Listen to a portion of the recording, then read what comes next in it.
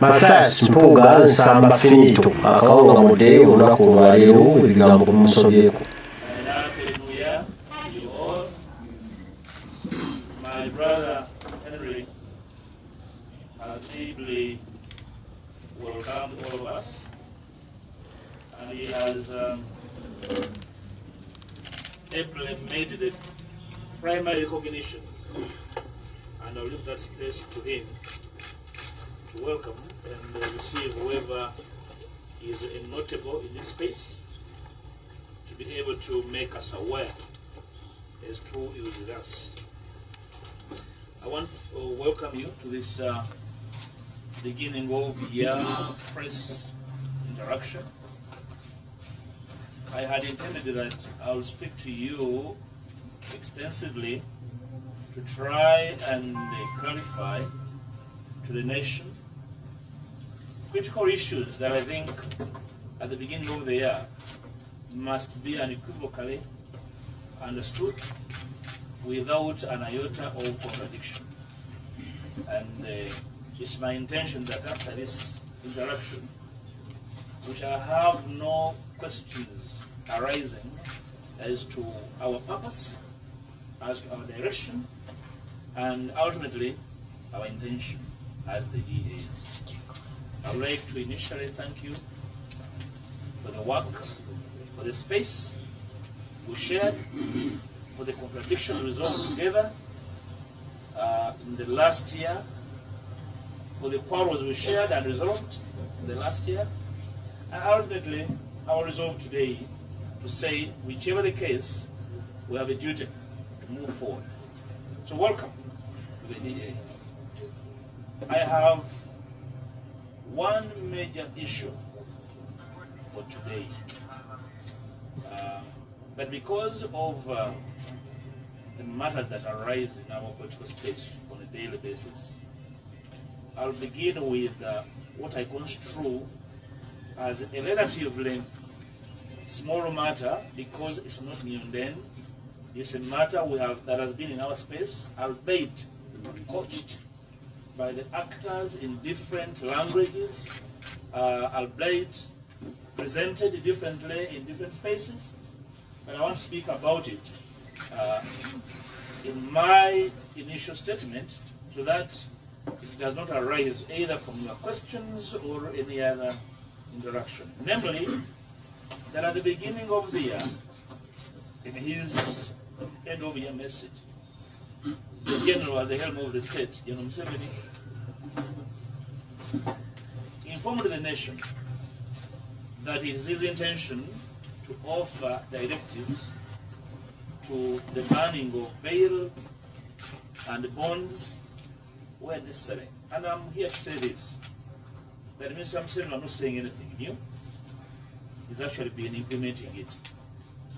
You have been reporting about so many citizens that have been in jail for more than 4 years, activists in prison without going to court for more than 2, 3 years, 4 years, including those released at the court martial in suspicious legal circumstances. So did he have to make an announcement anew to that? You're also aware that there are so many citizens that have been in police cells, including those that have been maimed in police cells, and the police officials, authorities are aware of this, so there's nothing new. The only issue General Museveni was reminding the country was that he's still at it. And now that we are going into a potentially electric political period, he was probably reminding the political actors in all spaces that he's probably going to heighten his stronghold on the state structure, including the police, but also extend his dirty hand into the judiciary. It was a simple reminder. So there was nothing new from us that have been around. You are aware that myself and the colleagues in Parliament for the last 3 years have been pursuing justice for so many young activists that are rotting in jail, including the missing, for the last 4 years. So if any of you thinks that that was a new statement from Mr. Museveni, I'm here to inform you that it was just reminding the country what he's been doing And therefore, there was nothing new. And therefore, for us at the DA, part of our resolve in the next couple of months and subsequently is to make sure that such impunity and abuse of processes of court and state is stopped. That's all we have to call upon all and sundry to follow, to demand that General Museveni stops henceforth the abuse of state power and stops his interference with the work of the judiciary. Because the judiciary is not an extension of the executive. The judiciary must be left to perform its duty independently. The judiciary and judicial officers must not succumb to the pressure from the state because they have a constitutional mandate to discharge justice without regard to undue interference from wherever and from wherever. I thought that should come at the beginning of my address, so that we do not have contradiction. But what our views are. Our views are that nothing has changed. It's the same thing we are fighting to change to ensure that impunity stops in our midst. I want to embark on the gist of my communication today. Over the last 1 month plus, public space has been awash with what the DA is about. Initially, there were conversations inconclusive as to what I had tabled for Parliament as electoral and constitutional reform. And today, I have invited you to share a comprehensive version of these issues such that nobody misconstrues our intentions. Initially, I want to state that, like I said at my last briefing to the nation, that we had written to majority political actors, platforms, informing them of our intention to interact. A few have not yet received these letters because offices were closed for festive season, and the beginning they have embarked on transmitting this communication. And we hope we'll be able to interact with these different political platforms, including civic or citizen platforms in the form of civil society organizations, to discuss the contents of our intention at the DA. We have received a note of positivity informally from some of them. They will provide these interactions and shall be informing you as the former state so that you can share the sentiments and the views of the different actors with the rest of the nation. Now, the most important issue is what is the DA's national transition and reform proposal about? Because I have seen media commentators, not necessarily misrepresenting, but probably misconstruing what this was. You know, these are new concepts to majority of the generation here and in most media houses. So you hear commentary totally different from what we are talking about here. And I blame no one, because issues of reforms, transitions are alien issues to our space. We are used to processes where the outgoing is the incoming, and therefore you have no conversation about the possibility of a reform or a transition.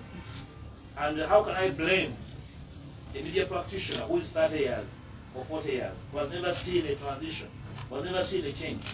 So these are alien concepts, and I am here to share with you a simplified, a condensed version of these issues that you can inform the country is what exactly we're trying to do, and re-energize and rekindle the spirit of this nation before it collapses on our backs. And our proposal at the DA is aimed at forming a basis for a national conversation, national discussion, and debate and dialogue on the future of Uganda. And note, these are our objectives. Other people can add theirs, but these are our objectives. They are essentially 6 in propagating the idea of a national transition and reform processes. The reform processes we have talked about variously. It involves reforming a number of laws, including amending the national constitution. But to break down the principal 6 objectives: 1, to ensure key constitutional, electoral, and administrative reforms that should be effected before the next general election. Our intention is to make sure that before the next general election, potentially in January next year, we undertake critical legal or critical constitutional and political reforms before we are enthusiastic about participating in the next election, and will expound more on what that is about. 2, to ensure the conduct of non-violent, free, fair, credible, verifiable, and consequential elections. Some electoral processes have actually been inconsequential. I'll give you an example. For the bulk of the last elections in which I've been active, call them probably 6 of them, the only consequential outcome has only been limited to local governments and parliament. The presidency has been insulated from any consequence. That's why the media will say the incoming is the outgoing is actually the incoming. So there's no conversation as to the possibility. Say, what if the incumbent collapses in an election? What happens? What if the incumbent is thoroughly defeated without an iota of doubt and he hangs on? What happens? So we want a conversation because we want to have an idea of what looks like a free, fair, credible, and verifiable elections. You remember, in the last 3 elections, Dr. Kizza Besigye was consistent in saying, if you think I lost, can you go ahead and verify and authenticate the nature of my loss? Can we go ahead and authenticate the nature of my opponent's victory? That has never happened. So we are saying, before we go into the next election, there must be a framework capable of providing verification for the consequences or the outcomes of an election. 3, to buttress mechanisms that guarantee peaceful and smooth transfer of power from one leader to another. Apparently, there is no such mechanism because we do not have a Presidential Transition Act. We don't have a mechanism that guarantees what happens to those who leave power. People hang on to power sometimes because they fear that there is no framework to save them from the crimes they have committed while in power. We want to have an arrangement of guarantees, an arrangement of ensuring that those who leave power actually don't leave the country. So if they have committed crimes against the citizens, there must be a framework of understanding the nature of crimes. Are they crimes in personam? Are they state crimes? So where's the framework?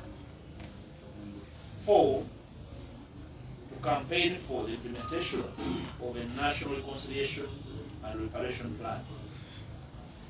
Gentlemen and ladies, so much has been going over the last 40 years under the leadership of Okumukulisa Ebyamutuseko and his people.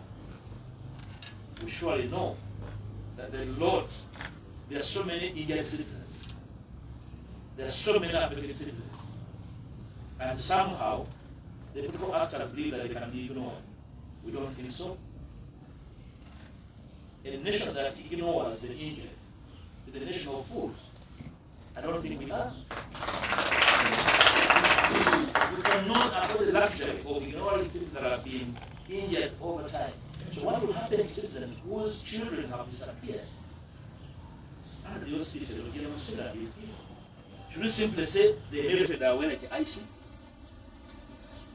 We need a framework of truth-telling so that the country can heal from the effects, from the ravages of bad governance as we usher in a new epoch of leadership that appreciates the values of our people, that appreciates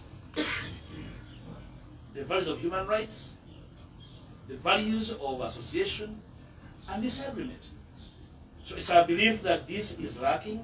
That's why disagreements make people get gray hair, because there is no framework for resolving them. If you disagree, you take the fastest flight when the regime changes. We cannot build a nation that kind of arrangement. 6, we address mechanisms that guarantee control peace, stability, progress, and prosperity for all Ugandans. We all know how power is being abused in this country. Now, at this stage in our country, who is the guarantor of our national security? Because the national security system has been abused by an individual. Who is the guarantor of our elections? Because all elections are being tinkered with. As people gear up to go and participate in the next election, who is the guarantor of a free and fair electoral process? Without turning the election into a ritual of sorts. We hesitate as DA to encourage citizens to simply go into a ritual and simply look on as their tear gas away, and then they wait for a declaration. And then it's a new day, normal stuff. It's not a normal situation. We believe that we must have guarantees, because the current security framework cannot guarantee national security. It is repressive, it is partisan. We need a conversation between the guarantees of our security, the guarantees of our electoral outcomes, and how this can be done. I can understand these are really issues. They are alien concepts, because we are used to being ruled over like animals. We are saying, we are human, and therefore there must be full participation and understanding of why we participate in politics. Otherwise, we can agree to become a basket case. Okay? In the DA, we are saying we cannot be part of the basket process.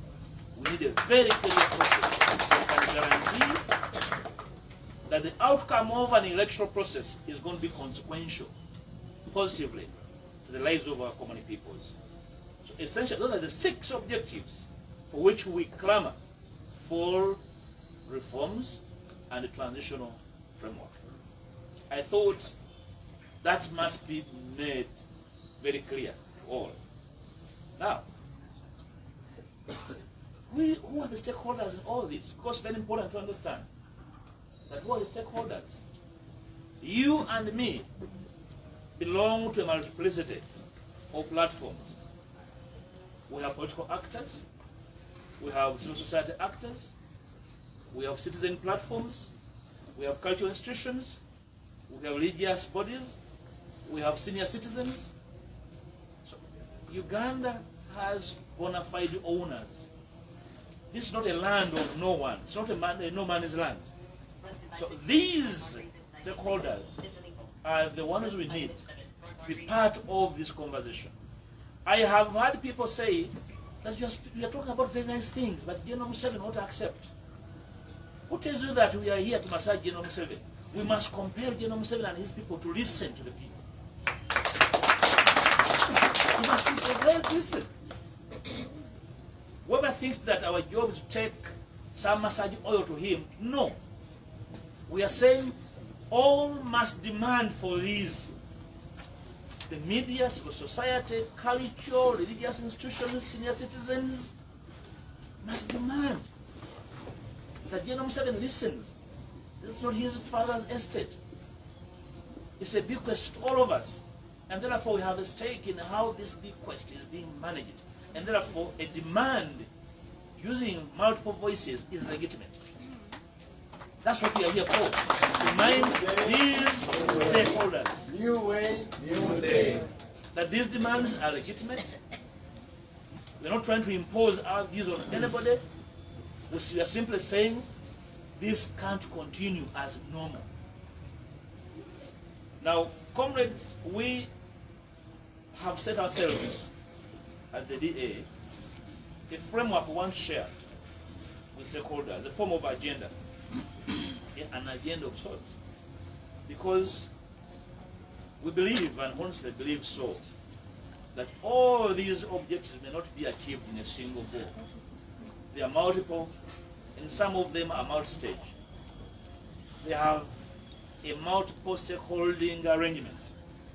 Some of them will have to require the high and the mighty to climb down their high horses to listen. And they may require pep talk. Some of them are simply scared out of their skins. And therefore we need a cascaded framework, a form of agenda from one issue to another that will compel them to say, hey, I think we are being considered. The idea of politicians backing at each other must stop and agree on a framework that can sustain this nation. I have had politicians vowing to crush each other. Those who want to crush each other, please go at State Square, we shall watch you crush each other. But we have a nation to save. Okay? If you want to go for to box, you can box. But for our country, we are making very clear demands. So in our agenda, cascaded, the first one is to go for key constitutional, electoral, and administrative reforms. I have spoken about that. And you're aware that already I have put into Parliament 8 bills for which we are going to demand for space before Parliament. That is our first on the agenda because the elections are on the horizon. And therefore, there's no amount of waiting that we can do. The Electoral Commission, in its lackluster shape, has outed a roadmap. And that roadmap must feed also into the agenda of reforms. I have explained before the nature of the electoral reforms and the constitutional alignments that we desire. Probably I'll speak about them a little bit later, in brief. The second item on the agenda is the National Reconciliation and Reparation Program. The third is adoption of a consensus devolution model. I've talked about reconciliation and reparation. But the issue of adoption of a consensus devolution model is a power sharing model across the country to replace what we know as decentralization that has failed us. You come from communities where decentralization actually is a dead animal. It's a fossil, dead and buried, you know. So then, if you want to enhance the sharing of national resources and the delivery of services, what do? We are proposing a devolution framework, call it a federal framework, where power across regions is going to be shared, and we congest the corrupt center, and we take resources to the people where need lies. This conversation has been around us over time. And then we run away from it because we fear to annoy the center. We are not into an appeasement arrangement. We are into serious business. These country resources do not belong to an individual. They don't belong to a family or a community. They belong to all of us. Therefore, we want to evolve a framework that can guarantee that every citizen at any one time will have a chance to have a share into the national resources. You can disagree with us and give us an alternative. Now that we all agree that decentralization is a fossil, then, so if you have a different framework, that's why we want this conversation in the public space, so that options are evolved and shared, that we can agree on what works. 4 is adoption of a consensus on proportional representation. I have a proviso in the amendments I provided to Parliament that talks about introducing proportional representation. I may not have enough time to open up the whole idea of how it works, but where it works, the same number of people are represented by the same number of MPs, councillors, etc. You are aware that in Parliament, we have members of Parliament that came to Parliament with 4,000 votes, and their constituency has 6,000 voters, and that is a constituency. In my constituency, Nyendo, as a parish alone, has over 60,000 voters. Just a parish. I am aware in Inansana, for example, a single parish could have about 100,000 people. My brother, the Honorable Sekona, represents 500,000 people. I mean, what kind of framework of representation is that? So we need a serious conversation. And that's why, for example, you have had contradictions on the implementation of the parish model. So a parish, there are parishes that have 1,000 people, juxtaposed against Nyendo with 100,000 people. So how do you give those parishes the same amount of money? That is fraud. So we want to overcome fraud in the sharing of national resources. And part of that is to review the framework of representation at all political levels. I don't think this is rocket science. If there are challenges in its implementation, can we begin with particular levels and then increasingly cascade, increasingly review until we have a final model? We can do hybrid. We can start with a particular level and say, for constituencies, we shall use proportional representation. Probably for affirmative action, we would do that. So there must be a starting point. There's no need for denial of the existence of the skewed nature of representation. That's the nature of our conversation that we want to see. Of course, I've talked about the Agenda 5 to organize a free, fair, and consequential election. That is a must. The nature of conversation is what we shall expound when we meet our colleagues. Then 6, peaceful and smooth transfer of power from the NRM to the next government. Surely, it's not true that the next government is the NRM government. If it's the case, then well, there's no need for us to talk about election in this country. The next government could be an any party. That's what a democracy is about. So for you to say that the next government is the NRM is to say that we are all stupid. And therefore, we participate in these activities as a ritual. So the conversation as to any government is capable of coming, any party well structured, well organized, in a free and fair process can take over the reins of power is what we want to be a part of as the DA. And in the transition arrangement, because part of the problem, actually the biggest problem, is fear of the transition, fear of change, fear of transition. We want to share with our colleagues that in the national conversation we talked about, there should be an agenda to enact a transitional act. Remember, Comrade Dr. Mpuuga in the 9th Parliament attempted to present a presidential transitional act, a bill for a presidential transitional act. He did not even get leave of Parliament. Because the whole idea of change sends calls down people's spines. We want to have people understand that change will happen. And they start self-education that change will happen. And it may happen without them causing it, those who fear it. It's not true that when you fear something, it does not happen. Actually, it's very likely that what you fear will happen. So can we prepare you for the consequences of what you fear? The best form of preparation is enacting legislation that guarantees that change will happen. It will not happen at your behest. It will happen because citizens demand for it and desire it. And therefore, there must be a legal regime that midwives that transition. That's our business as political leaders in this country. So we would like to see a National Transition Act or a Presidential Transition Act. We want to see a National Reconciliation Act. We want to see a Presidential Privileges and Immunities Act reviewed, because there's sort of fear there.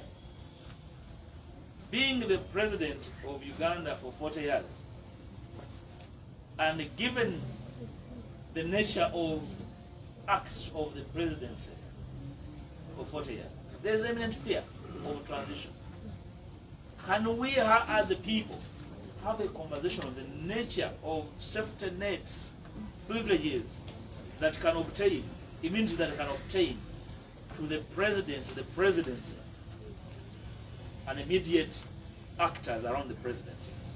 That probably will give some people an opportunity to rethink their insistence on turning this country into a pariah state. We want a National Devolution Act. I talked about devolution and the death of decentralization. these are very eminent provisions we want to see in the kind of amendments we want to see coming. So essentially, the reform process will include constitutional, electoral, and administrative reforms. I talked about the constitutional reforms, hitherto, in our earlier briefings here and at Parliament, that the key constitutional reforms we want to see include the restoration of term limits. Very key. I have heard comrades say that please, term limits should also come with the age limit. Perfect. Can we have a conversation on how those two fit into each other? Do you need both? Do you need one? Probably some of you are young people, and nobody can blame you. But those of you who are around during the conversation in the CA times, I was an HS student. At the inauguration of the Constitution, I was in the university first year. But I remember so well the conversation around the age limit and who it was targeting that time. My senior colleagues here know that the age limit at that time, the Constitution was targeting an individual. So are we as a people going to go for legislative retribution and revenge? Or we can go for a higher, a bigger issue, which is term limit. When you go term limit, in our view, you control both the young and the old. But the conversation as to the retention of the return of age limit is important. Let's have it, and then see whether we need both or one of them. So merely dismissing either or, for me, is an act of cowardice. If we want to change this country, leaders, political leaders and actors and pretenders must at least have the courage to speak about very controversial issues, including the ones I've mentioned. But simply running out from them and saying, no, that's not possible. No, for us, we're just ready for an election. Which election? So we would like to invite serious political leaders to rise to the occasion, run out from their cowardice, and speak about these issues with courage. That these are the issues that we need to see be acted upon in these times. I talked about the critical amendments in the executive, dropping a vice president to go for deputy president. I talked about those issues here too. I don't want to bore you with that conversation. I talked about the downsizing of parliament from the current bloated 500 and 50, 59 or thereabout. Reduce the size of parliament by a third. Can we have that conversation? Is there any sane citizen who can say that that parliament can even be enlarged? In the current framework, actually, we are destined to expand the size of parliament by an extra 50 MPs. I want to inform the country that there is an ongoing process to enlarge parliament with an additional 50 members of parliament. For me, that's a crime against citizens. So can we have a national conversation as to how this parliament can be downsized? So when we discuss devolution, we cannot be discussing devolution and expansion in the same statement. Okay? We agree, if we want to devolve, then we must have some MPs can become councillors in their areas and influence local issues. I'm not trying to really downplay their quality. No, you are not any less of quality because you're a councillor. You're a leader of your people. Some MPs can become governors of their communities. Who knows that this guarantee is going to be in the next parliament? So I'm speaking generally about myself and everyone else. That is the kind we need from our leaders. Not simply, appetite to participate in elections regardless of their consequences. Time must come when we, without contradiction, speak about the possibilities and the possibilities. So I'm now telling you that if nothing is done, the next parliament will be 600 and more. Remember, the structure of our economy is increasingly becoming narrow and narrow. So we have increasingly more mouths to feed and a lot more appetite than the resources at our disposal. So must we expand, political offices, or we need to really expand the framework for service provision in the country? So I have mentioned the acts put before Parliament, including the Presidential Elections Act for amendment, the Parliamentary Elections Act for amendment, the Law Government Act for amendment, the political parties, and the other Organizations Act for amendment. Critically, what we are targeting at the DA in the Political Parties Act, the way it was framed, it was actually enacted in bad faith. Political parties, for example, are almost incapable of forming a registered coalition. I have heard comrades in other political platforms talk about their willingness to work with the others. You cannot register that kind of arrangement. So what was the spirit of enacting that law? We are saying that law is due for amendment to make it possible for platforms to work together in a registrable legal framework. That's our intention. That we do not have scattered multiple, groupings that are inconsequential and incapable of changing our electoral and political platform. I think I talked about the other electoral, the laws. I talked about amending the Electoral Commission Act with a view to doing two things. One, to allow for the voting of the diaspora citizens. There are over 2 million people voting. So the EC can use our missions and the embassies as polling stations for both registration and voting. Two, the voting of prisoners. Yes, prisoners. It's not that you lose every right when you're a prisoner. And we have, we are saying that the only prisoners that cannot vote are those on the death row. Because the presumption of law is that when you're on the death row, you are literally decommissioned as a living person. So the rest must have their rights respected. Luckily, that subject has been litigated upon, and in 2021, court hammered down a decision to say, but the Electoral Commission not making provision for the voting of diaspora and prisoners is a violation of their constitutional right. Therefore, it's not really requiring of us to go to the moon. Have the EC Act amended and make provision for the voting. Prisoners can be registered in their prisons where they are domiciled, and the diaspora at the embassies and missions where they live.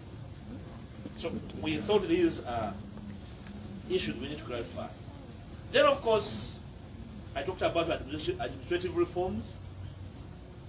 This refers to amending and administering reforms to key state agencies and arms of government. The judiciary is due for reform.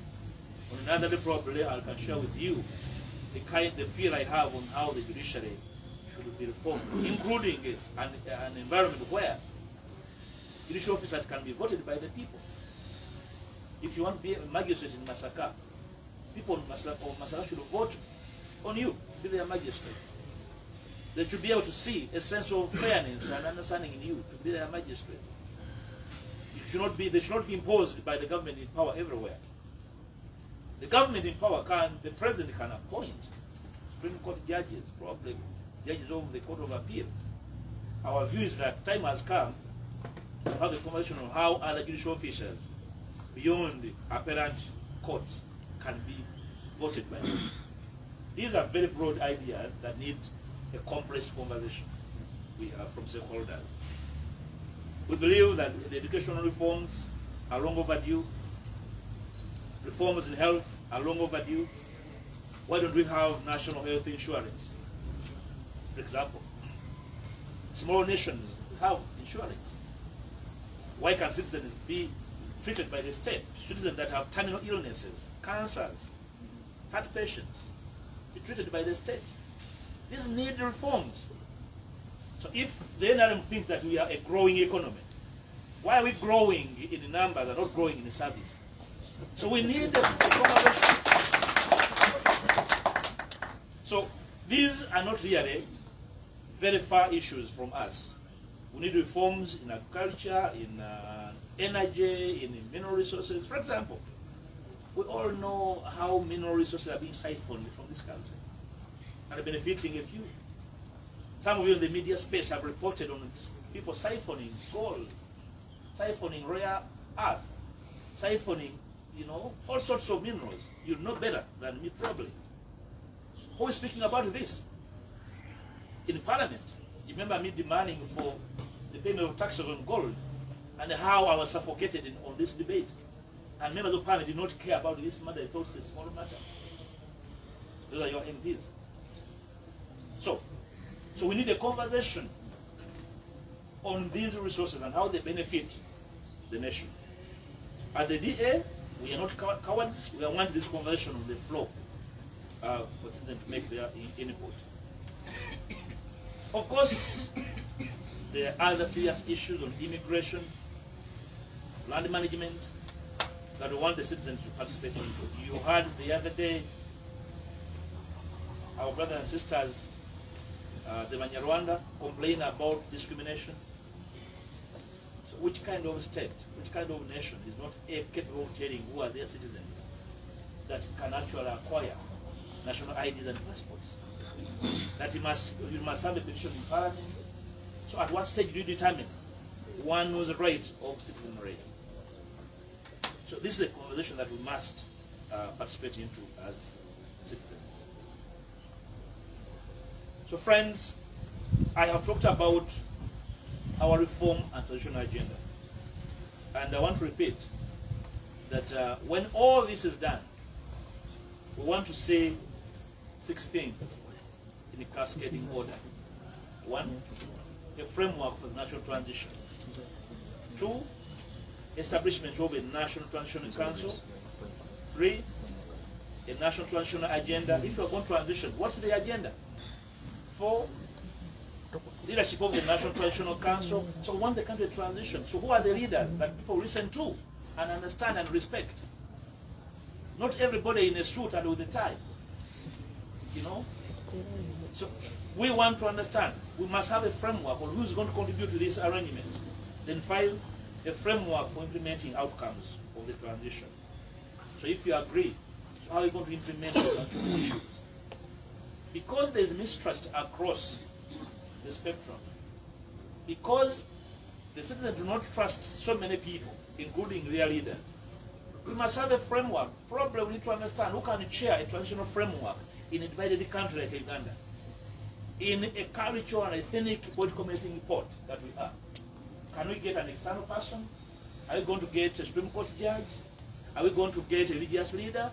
Are we going to import somebody probably neutral and therefore not aligned to our divisions to chair a council to transition? From where I sit, from my vintage position, we are a nation on the threshold, and therefore denial of our existence, denial of our situation is the biggest danger. For anybody to imagine that all is okay, because the Electoral Commission has provided a roadmap for the next election, and then you go and bring out your best suit for nomination, you are an enemy of this nation. We need to have a conversation first. There are so many positions for people to stand, and there are so many for people to lose. So the hurry in I want to stand, the hurry in this is mine. We are saying the probability of you getting what you want is higher with the reform and there's a high propensity of you losing in the current framework. For those who are very enthusiastic about the next election, I'm only warning you that please don't go for a ritual. Let's make some demands, critical demands, and then agree on the nature of their implementation.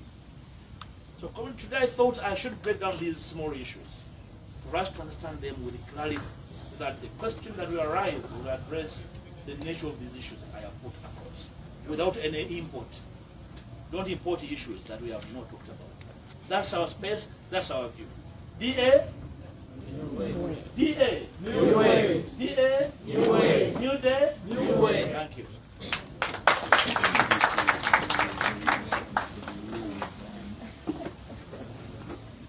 VP. Thank you very much. I think Right Honorable will not take his seat. VP. We just need to invite a few questions. Vice President. And after the questions, he can be able to give us the other local version. They might prefer to give it in Lunyankore or Lusoga, it will be his preference. Can we have a few questions? Yes, one, you just tell us your name and media house. One, let's have a couple of 1, 2, 3, 4, 5. 1, 2, 3. Okay, let's take those ones. Ochiwa, you have talked about highlights. And your name, I'm Isa Chigongo, I work with Channel 44. You have talked about different amendments or your area of focus as DA. But the question is, does the time favor you?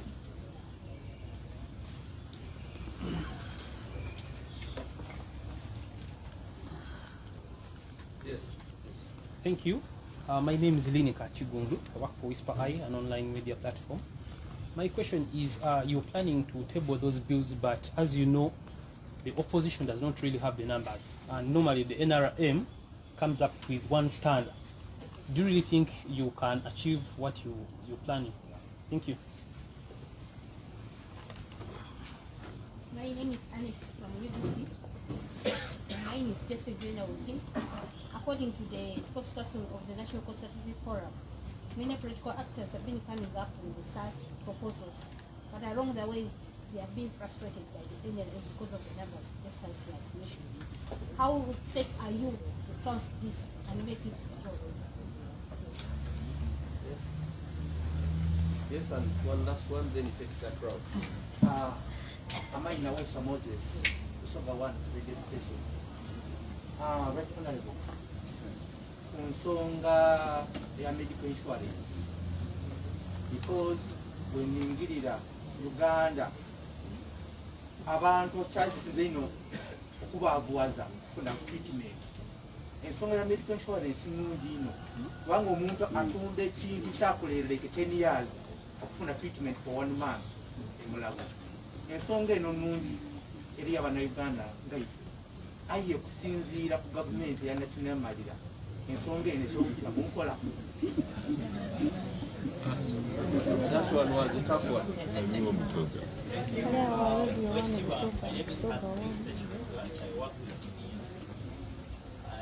thought it was important to ask you. I don't have time to ask you.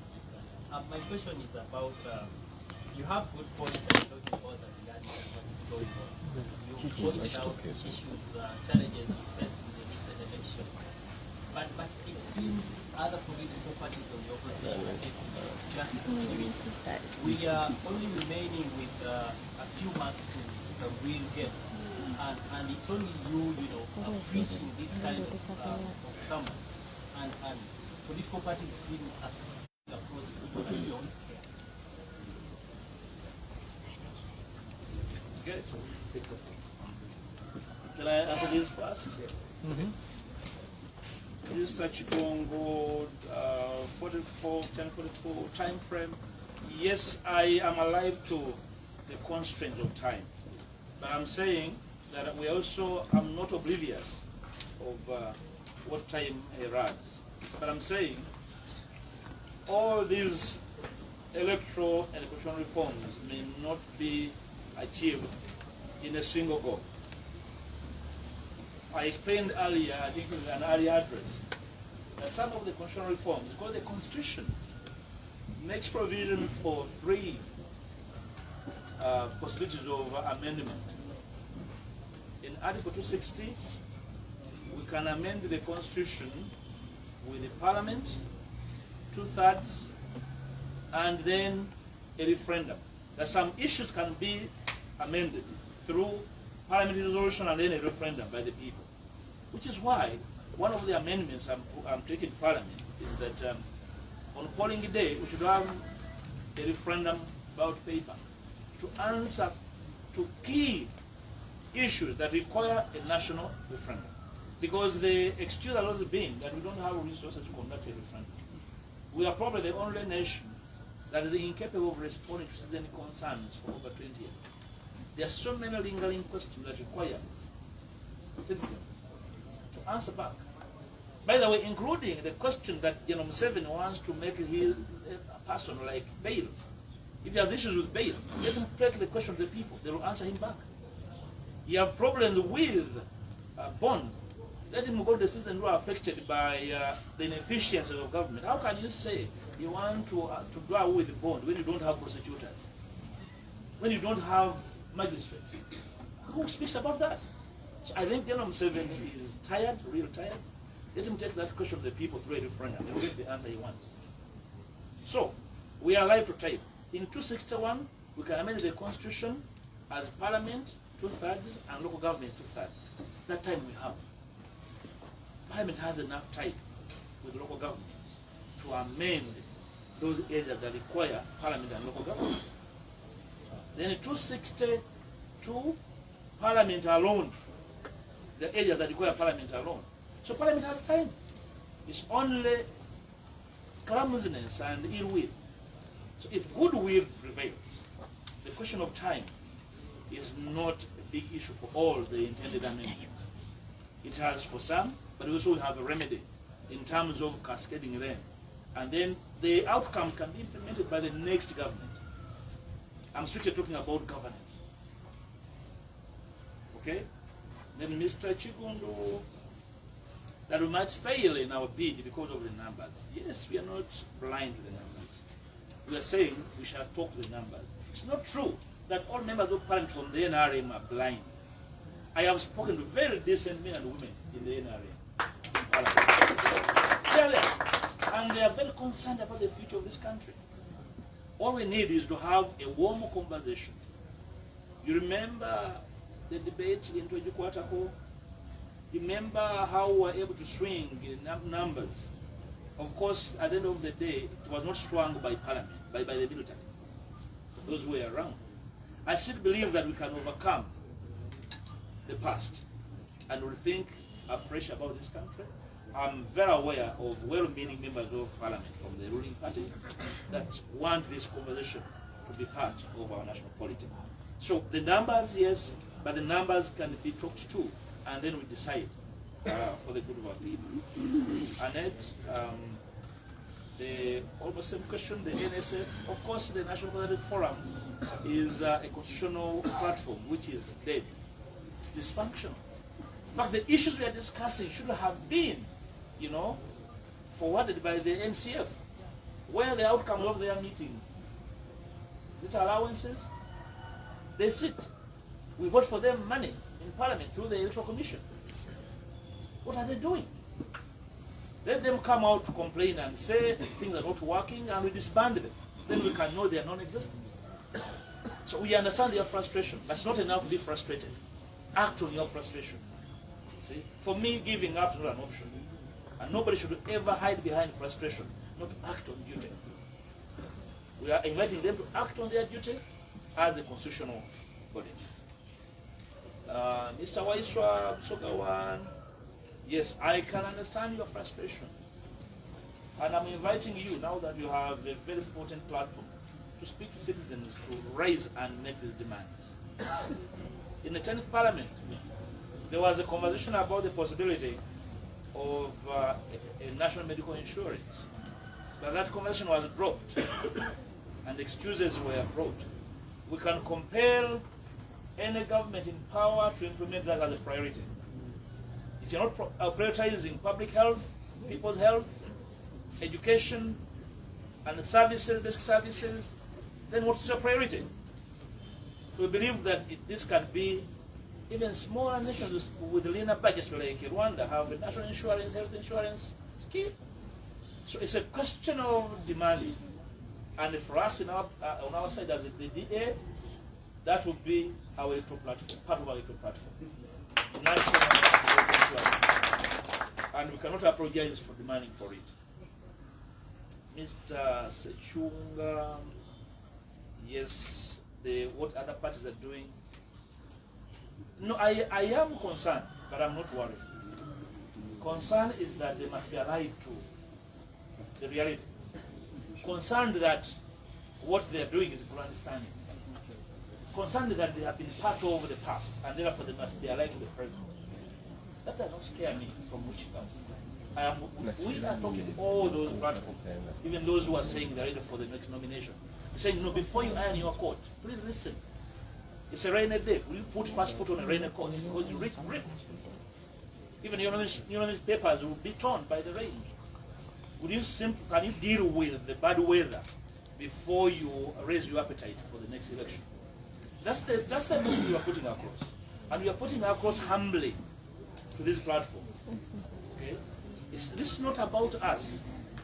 We have a stake, just like anybody else.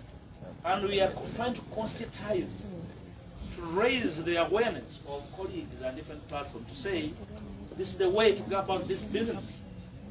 Probably some of it are new to this. I can understand the excitement. At least I am beyond excitement. I have been into this, and therefore I can speak without contradiction to my worries and the concerns about the future of this country. If we made this as our political culture, it's my scare, it's my worry. I thank you.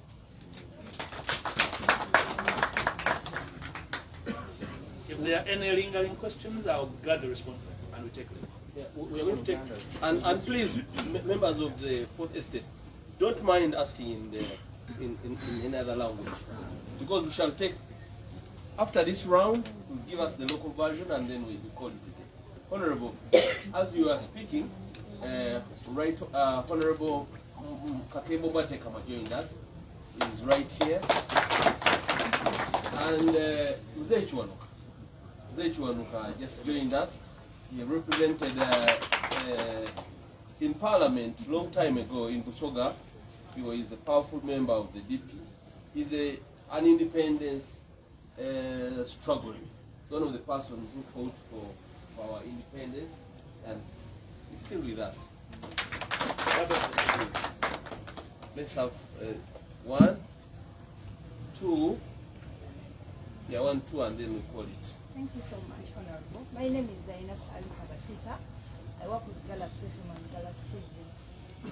I would like to know your view about the character of one of your allies, Mr. Patrick Murana. He's in trouble, he's ever in trouble. As your ally, aren't you worried about this? What is your say about this? Yes, please. Yeah, I really apologize. My name is I would borrow a quote of Thomas Sankara, who said that for every political negotiation, there must be a political listener. And our listener in this case is President Museveni, who, according to your plans, you are suggesting that he should give you an ear so that you can address these issues. What then will happen if nothing happens? What do you have to make him listen to you? What do you have to make him sit and listen to your concerns and maybe be ready for action? Because it seems like there is nothing if he doesn't listen.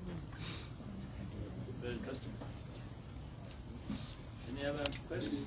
Any other questions? All right, let's take that round and then we'll call it. My sister Zainabu from Galaxy, the character of one of our allies. Yes, we have so many allies with multiple characters. Fortunately for us, we are alive to their situation, which is why, as leaders, we cannot ignore these young people. Like I said earlier on, these are young and talented people that have been ignored by society. In fact, their exhibition over the weekend is a confirmation of the fact that they have been ignored, and therefore they chose their own way. I'm here to inform you that we are not going to give up on them. We are not going to give up on Mr. Murwana and others like him. We have a history of rescuing his ilk, and some of them have turned into very important citizens. He will not be the first to be rescued. No, we have rescued many of his ilk. Some have even assumed very important national offices. So please, be assured that we are not going to give up. We fully understand his challenges. That's why we endeavor. When we said we are going to work with him, we are not promising to work with him on an event. No, we're not preparing a festival with him. It's a long haul because they have been at it for years. They lost generation. You cannot change a generational tide in one day. I want to assure the nation that we are not going to give up on these young citizens. We owe them a duty of care to make sure that they actually overcome their current troubles and be noble citizens. That's when they will benefit from their latent talent. I commit.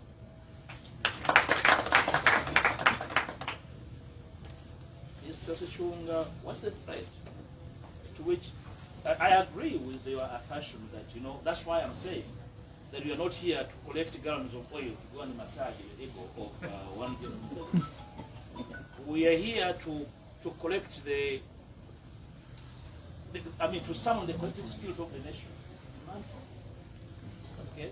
And like we promised that beginning this month, we are going to be out to talk to citizens. We're not going to incite citizens. We're going to remind every citizen of their duties, the demand for a free and fair process. That's what we are going to do. And that's what we ask of ourselves and our other colleagues. Please do not reserve your energy for 2026 to demand for Mr. Abakama to declare you. Use that energy now to demand for a free and fair electoral process.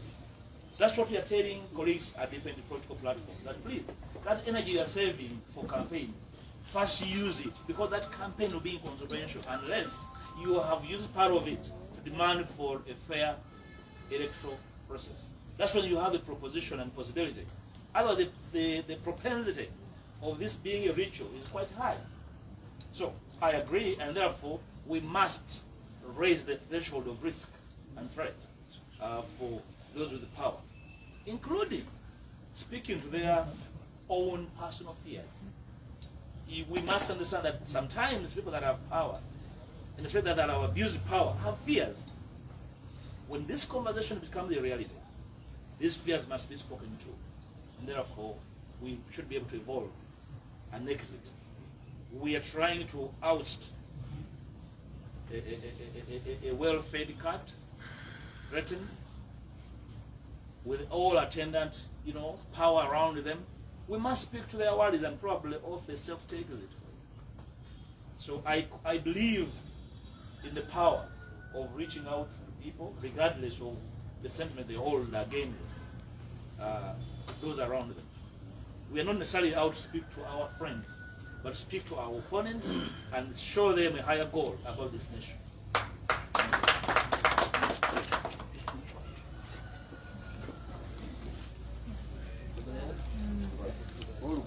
It will be easier for me to give the Uganda version through questions, because I don't think I will give a complete narrative, but I'll give a précis of the key highlights.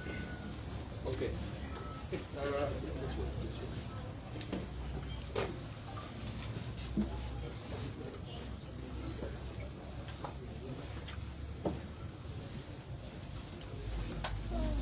DA, new way. DA, new day. New way, new day. New day, new way. New day, DA. New day, new way, new day.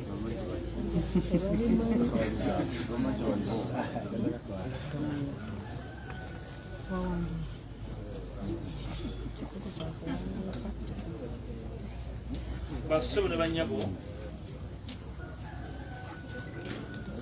njagala okubaaniriza ku ngala lwaffe luno olw'amawulire olusoose mu mwaka guno 2025. Yoyo Mathias Mpuuga Nsamba